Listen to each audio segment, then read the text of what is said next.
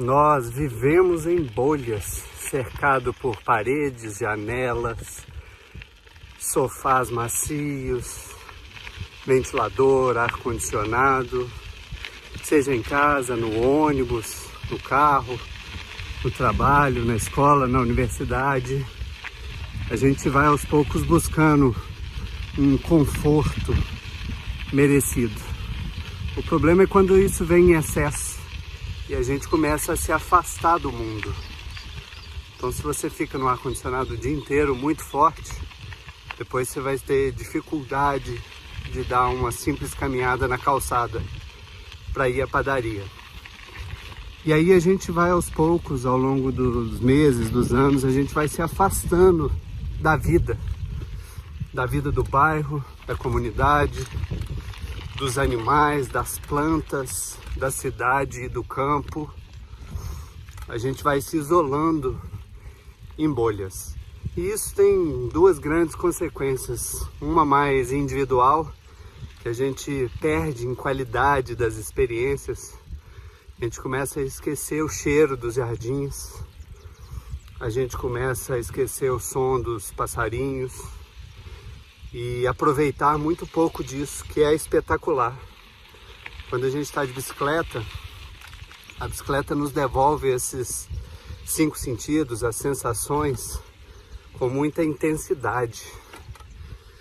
Então, cada palmo de terreno é negociado, não só pelas pernas, mas pelo movimento do corpo inteiro, em sintonia com a bicicleta e com o terreno.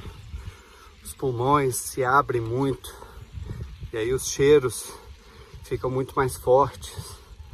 E assim o corpo se abre às experiências, porque fazendo exercício físico no mundo, em meio às experiências, o corpo tem uma espécie de deleite, de prazer, de alegria, de estar em contato com esse mundo que, por um lado, é sofrido, precisa melhorar muito, por outro, é muito lindo, explode em sons e cores e texturas e pessoas incríveis, lugares incríveis. E na cidade, na mobilidade urbana, a gente passa a maior parte do nosso tempo, seja dentro de ônibus, em moto ou em carro. E aí a gente deixa de perceber a cidade.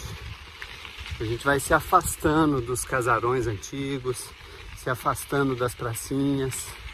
E é claro que a gente perde a empatia. Porque na medida que você não conhece, não vivencia, você deixa de querer cuidar daquela pracinha, que deixa de querer almejar uma cidade com flores, com pessoas que têm liberdade e segurança para caminhar nas calçadas. Hoje o que nós vivemos é uma espécie de ditadura do carro, as calçadas cada vez menores, áreas de estacionamento por toda parte, viadutos, e é uma mobilidade que amedronta o ciclista, amedronta o pedestre e diminui a qualidade de vida de todo mundo, de todo mundo. Então essa primeira dimensão de se afastar do mundo, ela nos prejudica muito e diminui a qualidade das nossas experiências em meio ao mundo. E a segunda dimensão é que, na medida que a gente deixa de conhecer e vivenciar o mundo, a gente se sente menos compromissado em cuidar deles. E nós estamos em meio a uma grave crise climática. Não chegamos no ápice e não chegamos porque a gente ainda não encarou seriamente o problema, digo a gente, comunidades, cidades, países e o conjunto de países no planeta. E como a gente não encarou como uma crise e criou um plano para sair dessa crise, a gente ainda não está no ápice. Então a tendência é que o desregulamento das chuvas, as ondas de calor, as secas, os desequilíbrios diversos no clima tendam a aumentar.